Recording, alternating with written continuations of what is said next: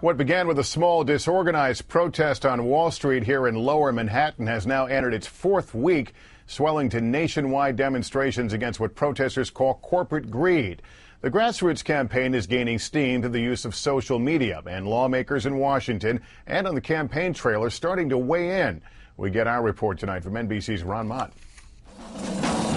Day 23 of the Occupy Wall Street protests had a festival atmosphere in Lower Manhattan today, but demonstrators were hardly in a partying mood. People are tired of oppression. This is an oppression that's quiet. It comes through the mail. There's no army to fight. The protests are starting to shape an image. I want corporations out of the government, and I want people back in. This new video answering questions many are starting to ask. What's the point of it all? This weekend, they gathered in places like Indianapolis, Cincinnati, and Philadelphia. At the National Air and Space Museum in Washington, anti-war protesters, which included members of Occupy D.C., were turned away by pepper spray, seen in this video posted on YouTube.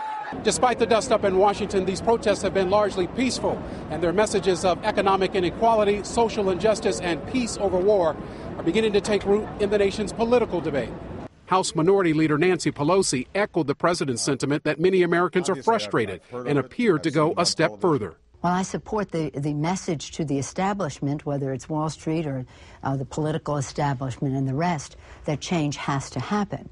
We cannot continue in a way that is not relevant to their lives. People are angry. Her Republican counterpart, Congressman Eric Cantor, said that anger pits Americans against one another, describing the protests as mobs.